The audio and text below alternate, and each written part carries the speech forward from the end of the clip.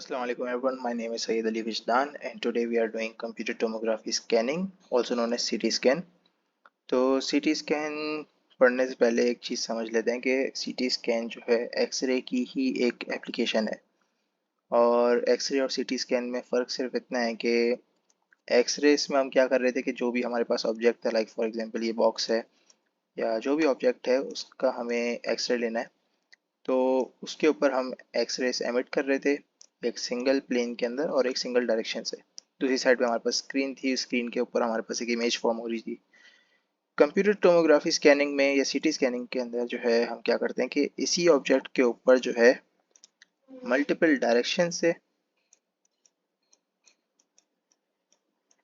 और multiple slices के ऊपर जो है हम एक्सरेस एमिट कर रहे होते हैं। लाइक फॉर एग्जांपल अगर हमें ये राइट हैंड साइड पे हमारे पास सीटी स्कैन है ब्रेन का, तो लाइक फॉर एग्जांपल अगर इसी हेड के ऊपर हम एक्सरेस इस तरह से वर्टिकली स्लाइसेस बनाएं तो हमारे पास कुछ इस तरह की इमेजेस फॉर्म होंगी हर स्लाइस की। या अगर हम हॉरिजॉन्टली जो है एक्सरेस पास करवाएं तो जो है हमारे पास कुछ इस तरह की इमेजेस फॉर्म होंगी। तो इस तरह से मल्टीपल स्लाइसेस की आप जो है मल्टीपल स्लाइसेस के ऊपर डिफरेंट डायरेक्शन से जो है एक्सरेस एमिट करवाते हो और एक 2D डिटेल्ड इमेज आपके पास मिल जाती है आपको। या फिर आप इन सब स्लाइसेस को कंबाइन करके कंप्यूटर के अंदर सॉफ्टवेयर के थ्रू जो है एक 3D इमेज भी बना सकते हैं। तो सीटी स्कैन के अंदर हमारे पास जो इसकी मशीन होती है उसके अंदर हमारे पास दो पार्ट्स होते हैं। एक ये डोनट शेप्ड रिंग जैसा स्ट्रक्चर होता है, इसके अंदर हमारे पास एक्सरे होती है, एक्सरे एमिटर होता है और उसके बिल्कुल अपोजिट साइड पे हमारे पास उस एक्सरे को रिसीव करने के लिए एक रिसीवर होगा। वो रिसीवर जो है कंप्यूटर से कनेक्ट हुआ होगा। दूसरा हमारे पास ये स्ट्रक्चर है बेड, जिसके ऊपर पेशेंट हमारा ऊपर आके लेटेगा।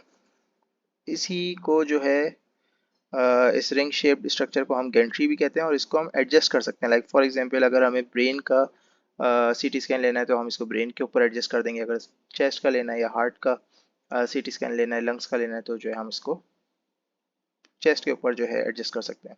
इसका अगर क्रॉस सेक्शन लिया जाए इस मशीन का तो हमें कुछ इस तरह की एक चीज़ नज़र आएगी, जिसमें ये हमारे पास ऑरेंज कलर की यहाँ पे गेंट्री रिप्रेजेंट की जा रही है और इसके अंदर ये एक्सरे एमिटर है और इसके बिल्कुल अपोजिट यहाँ पे ये इसका रिसीवर है और ये रिसीवर हमारे पास किसी ना किसी कंप्यूटर से कनेक्टेड है। सेंटर में हमारे पास पेशेंट है। ये एक्सरे एमिटर और रिसीवर इस गेंट्री के अंदर रोटेट करते हैं। लाइक फॉर एग्जांपल एक पॉइंट आएगा जिसमें ये एक्सरे एमिटर यहाँ से रोटेट करके इस पॉइंट पे आ जाएगा और रिसीवर जो है बिल्कुल इसके अपोजिट यहाँ पे आ जाएगा। इसी तरह से ये एक्सरे एमिटर यहाँ से जो है यहाँ पे आ सकता है और ये रिसीवर जो है यहाँ से बिल्कुल एक्सरे एमिटर के अपोजिट यहाँ पे आ सकता है।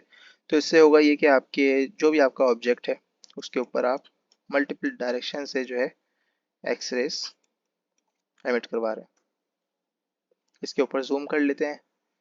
ये हमारे पास थोड़ा सा इसका एक क्लोज्ड अप वर्जन है। अब इधर बात समझने की ये है कि जब हम एक पिक्चर को देख रहे होते हैं तो उस पिक्चर के अंदर बहुत सारे पिक्सल्स होते हैं, वो बहुत सारे स्मॉल बॉक्सेस से मिलके वो पिक्चर बनी होती है, इमेज बनी होती है। तो उन स्मॉल बॉक्सेस को हम क्या कहते हैं, पिक्सल्स। तो ये हो गई बात 2D इमेजेस की। लेकिन जब हम एक 3D स्ट्रक्चर को देख रहे होते हैं तो वहाँ पे पिक्सल्स नहीं, जब एक अलग टर्म यूज होती है वॉक्सेल्स। तो बहुत सारे वॉक्सेल्स यहाँ पे जो है हम देख रहे होते हैं सीटी स्कैन के अंदर। ये जो हमारे पास 4 डिविजन्स बने हुए हैं यहाँ पे, इसको अगर हम थोड़ा सिंप्लिसिटी के लिए एक स्क्वायर शेप दे दें तो ये बेसिकली 4 वॉक्सेल्स को रिप्रेजेंट कर रहे हैं। ठीक है, तो ये हमारे पास 4 वॉक्सेल्स आ गए। इन 4 वॉक्सेल्स के अंदर कुछ नंबर्स लिखे हुए हैं। ये नंबर्स रिप्रेजेंट करते हैं रिलेटिव डेंसिटीज़ को। कि लाइक फॉर एग्जांपल अगर ये ब्रेन का सैंपल है, ये 4 वॉक्सेल्स जो हैं ब्रेन के हैं, तो इन 4 पोजीशंस पे जो है अलग अलग डेंसिटीज़ होंगी। लाइक फॉर एग्जांपल हो सकता है कहीं पे बोन हो, कहीं पे सॉफ्ट टिश्यू हो, तो जो बोन की डेंसिटी है और जो सॉफ्ट टिश्यू की डेंसिटी है उसमें फ़र्क होगा। तो ये नंबर जो है उनकी रिलेटिव डेंसिटीज़ को रिप्रेजेंट करते हैं। और सीटी स्कैन में हमारा जो बेसिकली ऑब्जेक्टिव होता है जो हम अचीव करने की कोशिश कर रहे होते हैं वो भी यही होता है कि ये हमारे पास एक्सरे एमिटर था, इसने यहाँ से एक्सरेस एमिट करी, यहाँ पे एक रिसीवर है और ये रिसीवर जो है एक कंप्यूटर से कनेक्टेड है। तो हमारा जो ऑब्जेक्टिव होता है वो ये होता है कि हम किसी तरह से ये एक्सरेस एमिट करवा के ये जो रिलेटिव डेंसिटीज़ हैं, ये इंफॉर्मेशन है, ये इंफॉर्मेशन हम किसी तरह से कंप्यूटर के अंदर जो है सेंड कर दें, किसी तरह से कंप्यूटर को बता दें कि हर वॉक्सेल की क्या डेंसिटी है। एक बार हमने कंप्यूटर को बता दिया कि हर वॉक्सेल की क्या डेंसिटी है, उसके बाद कंप्यूटर एक इमेज जनरेट करके दे देगा उसके अकॉर्डिंगली। और इसी मैकेनिज्म को हमें देखना है कि हम एक्सरेस एमिट करवा के कंप्यूटर को किस तरह से बता रहे हैं कि ब्रेन के किस हिस्से की क्या डेंसिटी है। तो इसको ज़रा देखते हैं। इनिशियली यहाँ पे हर जगह ज़ीरो लिखा हुआ है, क्यों? क्योंकि इनिशियली कंप्यूटर को बिल्कुल नहीं पता कि जो है कौन से हिस्से की क्या डेंसिटी है। तो हमने क्या किया, यहाँ से एक्सरेस एमिट करवाई और जो है जो एक्सरेस एमिट होंगी, अब जो ऊपर से एक्सरेस एमिट हो रही है ऊपर वाली साइड से, वो जो है 2 और 3 के थ्रू पास हो रही है। तो वो कलेक्टिवली कंप्यूटर को ये बताएंगी कि इन दोनों वॉक्सेल्स के अंदर 5 की डेंसिटी है। तो ये 5 जो नंबर है ये दोनों जगहों पे आ जाएगा। इसी तरह से नीचे, जो नीचे से एक्सरेस आ रही है वो 5 और 6 को फेस कर रही है। तो कलेक्टिवली वो जो है 11 का फिगर जो है कंप्यूटर के पास लेके जाएंगी, रिसीवर के पास लेके जाएंगी, और कंप्यूटर में जो डेटा स्टोर्ड होगा वो इन दोनों वॉक्सेल्स के लिए नीचे वाले वो यही होगा कि दोनों की डेंसिटी 11 है। तो यहाँ पे हमारे पास जो टर्म्स आएंगे वो 5 ऊपर आ जाएंगे और 11 नीचे आ जाएंगे। फिर क्या होगा कि जो हमारा एक्सरे एमिटर है ये रोटेट करेगा और यहाँ पे हमारी होगी फर्स्ट रोटेशन। ये जो रोटेशन हुई है ये हमारी हुई है first rotation. Number of rotations matter करती हैं, इसको अभी हम आगे जाके देखेंगे, बस अभी याद रखें कि ये फर्स्ट रोटेशन है। अब जो एक्सरेस आ रही है हमारे पास, कुछ ऊपर से आ रही हैं, कुछ सेंटर से आ रही होंगी यहाँ से ऐसे, कुछ यहाँ बॉटम राइट साइड से आ रही हैं। तो अब देखते हैं इनका क्या होगा। जो टॉप लेफ्ट साइड से एक्सरेस आ रही है वो जो है 2 की डेंसिटी को फेस कर रही है, तो वो जो है 2 को ही यहाँ पे लाके इस वाले वॉक्सल में ऐड कर देंगी। जो सेंटर से आ रही है वो 3 और 6 को फेस करेंगी, तो वो कलेक्टिवली क्या बनेंगी 9, 3 + 6 9 होता है। तो 9 जो है हमारे पास 5 में भी, और ये जो टर्म नीचे 11 है जो नीचे सेंटर की जो दोनों वॉक्सेल्स हैं हमारे पास उनमें ऐड हो जाएगा जाके नंबर। और जो बॉटम राइट कॉर्नर से एक्सरेस आ रही है हमारे पास वो जो है 5 की फिगर को जो है यहाँ से पिक करेंगी और जो यहाँ पे लाके ऐड कर देंगी। तो अब हमारे पास नए टर्म्स आ जाएंगे, 5 + 2 7, 9 5 में ऐड हो जाएगा, 9 11 में ऐड हो जाएगा, यहाँ पे 20, और 5 जो है यहाँ पे ये ऐड होने के बाद 16 आ जाएगा यहाँ पे। अब हमारे पास क्या होगा, दोबारा रोटेशन होगी, सेकेंड रोटेशन। पहले फर्स्ट रोटेशन हो चुकी थी, अभी सेकेंड रोटेशन हो गई है। दोबारा सेम काम हो रहा है, जो लेफ्ट पे एक्सरेस आ रही है वो जो है 2 और 6 को फेस कर रही है, तो वो कलेक्टिवली 8 की फिगर बना रही है। राइट हैंड साइड पे भी 8 की फिगर बन रही है, 3 + 5 8 होता है। तो ये 8 जो है 7 में भी ऐड हो जाएगा, ये 8 जो है 20 में भी ऐड हो जाएगा, इसी तरह ये 8 14 में भी ऐड होगा और ये 8 16 में भी ऐड होगा। तो हमारे पास इनको ऐड करने के बाद जो है यहाँ पे नई टर्म्स आ जाएंगी। फिर दोबारा रोटेशन करवाएंगे, ये हमारी हो गई थर्ड रोटेशन, यहाँ से यहाँ पे थर्ड रोटेशन। थर्ड रोटेशन करवाई तो अब दोबारा से वही सब कुछ हो रहा है कि यहाँ से 3 उठाया, यहाँ से 2 और 5 दोनों को उठा के 7 आ गया और फिर ये 6 आ गया। तो जो है 3 जो है हमारे पास 22 में ऐड हो गया, 7 जो है 15 और 24 दोनों में ऐड हो गया, और 6 जो है खाली 28 में ऐड हुआ। ये टर्म्स ऐड अप होने के बाद जो है हमारे पास 3 रोटेशंस हो चुकी हैं, और ये मल्टीपल रोटेशंस होती हैं। अभी फॉर एग्जांपल हम सिर्फ 3 रोटेशंस पे इसको रोक देते हैं। तो ये हमारे पास नंबर्स आ गए 22, 25, 34, 31। एक्चुअल में तो हमें कंप्यूटर को ये बताना था कि बॉडी के अंदर जो नंबर्स हैं वो 2, 3, 6 और 5 हैं, लेकिन यहाँ पे तो जो नंबर्स आए हैं हमारे पास वो इनके बिल्कुल करीब नहीं है। तो इसकी वजह यह है कि कुछ बैकग्राउंड रेडिएशंस भी आ जाती हैं कंप्यूटर जब हम रोटेट वगैरह करवा रहे होते हैं, तो कुछ बैकग्राउंड रेडिएशंस भी हमारे पास इस डेटा में आ जाती हैं, एडअप हो जाती हैं। तो पहली चीज़ उनको सब्ट्रैक्ट करना होता है, और फर्दर प्रोसेसिंग, क्योंकि हमने एक सिंगल रोटेशन नहीं करी, हमने 3 बार रोटेट किया है एक्सरे मीटर को, तो उससे भी जो है हमें डिवाइड करना होगा नंबर ऑफ रोटेशन से। तो पहले जो है हम क्या करेंगे, सब्ट्रैक्ट करेंगे बैकग्राउंड रेडिएशन से। अब हमें क्या पता कि बैकग्राउंड रेडिएशन कितनी है, उसकी सिंपल एक हैक आपके पास ये है कि ये जो नंबर से इनको एडअप कर लें, 2 + 3 + 6 + 5।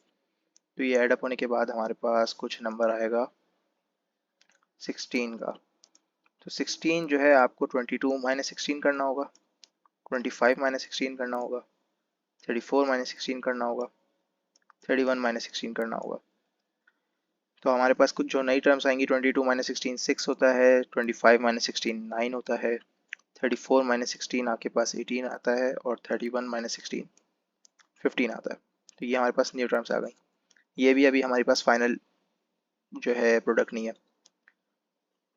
अब हमने याद करें तो 3 बार रोटेशन करी थी एक्स-रे एमिटर की, तो divide by the number of time rotated जो हमारे पास 3 है।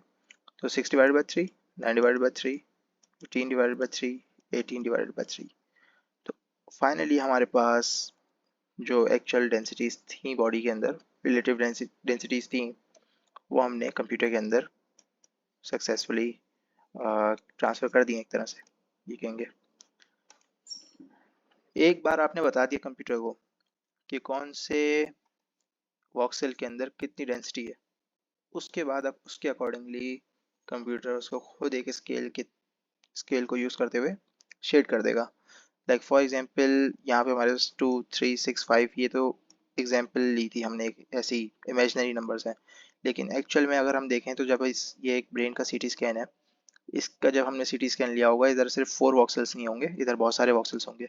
तो जो वॉक्सेल्स हमारे पास यहाँ पे बोनी एरिया के अंदर थे, उनके नंबर्स कुछ 200 से 1000 के बीच में होंगे। तो उसको कंप्यूटर ने ये वाइट शेड दिया है, वाइट कलर दिया है, यहाँ पे फुल वाइट कलर कर दिया इस पूरे एरिया में। ये पूरा बोनी पार्ट है।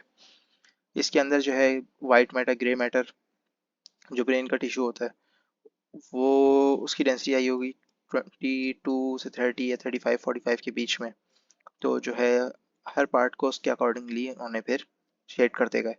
यहाँ सेंटर में सेरिब्रोस्पाइनल फ्लूइड होता है, ब्रेन के अंदर कुछ फ्लूइड होता है, उसको जो है उसकी डेंसिटी यहाँ पे 0 से 10 के बीच में आई होगी, फॉर एग्जांपल 5। तो उसके अकॉर्डिंगली इसको भी शेड कर दिया ब्लैक। तो इस तरह से हर पार्ट को उसकी डेंसिटी के हिसाब से शेड कर दिया जाता है, और आपके पास फिर कुछ फाइनल इस तरह की इमेज आती है। ये हमारे पास कुछ नोट्स हैं एंड में, वही सब कुछ है जो अभी हमने डिस्कस किया है। इसको एक बार रीड कर लेते हैं और फिर जो है एंड करते हैं। Principles of CT scanning. CT scanning works on the principle of taking multiple X-ray images of a single slice or section of the body from different angles. These images are then combined to produce a detailed 2D image of that particular slice. This process is repeated for many slices, capturing body section by section.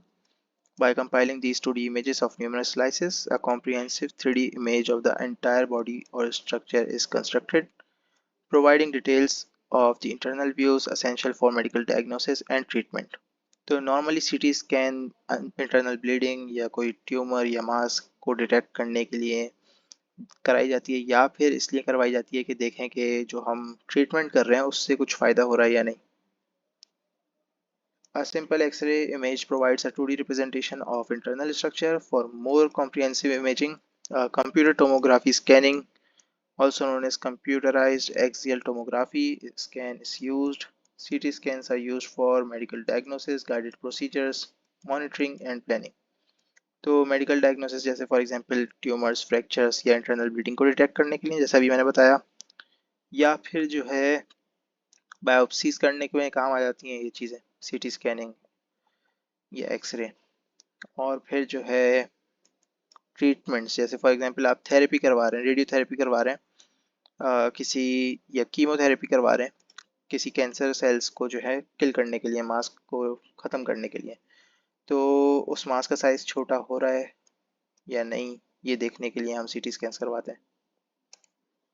तो इसके multiple purposes हैं, और इसके अंदर operations जो हुए हैं वो यही है जो अभी बताया मैंने। एक्सरे ट्यूब रोटेट होगी, मल्टीपल एंगल से जो है आप सीटी आप एक्सरेज एमिट करवाएंगे, रेपिटेशन होगी, स्लाइसिंग, मल्टीपल स्लाइसेस इसमें आप कंसिडर करेंगे, फिर उनको कंबाइन करेंगे और फिर जो है कंप्यूटर के थ्रू उसको विजुअलाइज कर लेंगे 3D शेप के अंदर। कंपोनेंट्स क्या हैं सीटी स्कैनर के? एक्सरे ट्यूब थी जिसमें से एक्सरे एमिट हो रही थी, डिटेक्टर, रिसीवर, गैंट्री जिसके अंदर ये एक्सरे ट्यूब और रिसीवर जो है आपका रोटेट हो रहा था, और इसके साथ कंप्यूटर सिस्टम एक अटैच्ड होगा, कनेक्टेड होगा। एडवांटेजेस क्या है? डिटेल्ड इमेज मिल जाएगी आपको, एक टिश्यू इसमें एक्सरे से बेहतर आप डिफ्रेंशिएट कर पाते हैं दो टिश्यूज के बीच में, और सबसे बड़ा फ़ायदा है इसमें आप 3D इमेज बना के देख सकते हैं। डिसएडवांटेज क्या है? डिसएडवांटेज ये है कि इसमें आप एक्सरेस एमिट करवा रहे हैं बहुत सारी अलग अलग डायरेक्शन से मल्टीपल स्लाइसेस के ऊपर, तो बहुत ज़्यादा हाई डोज में आप जो है एक्सरेस पेशेंट को दे रहे हैं, उसकी वजह से उसके लिए मसला हो सकता है, क्योंकि एक्सरेज जो है कार्सिनोजेनिक होती हैं, थोड़ी बहुत, बहुत मिनिमल होती हैं लेकिन होती हैं। Contrast media side effects. Contrast media अक्सर यूज़ किया जाता है सीटी स्कैन करवाते हुए। कॉन्ट्रास्ट मीडिया क्या होता है कि फॉर एग्जांपल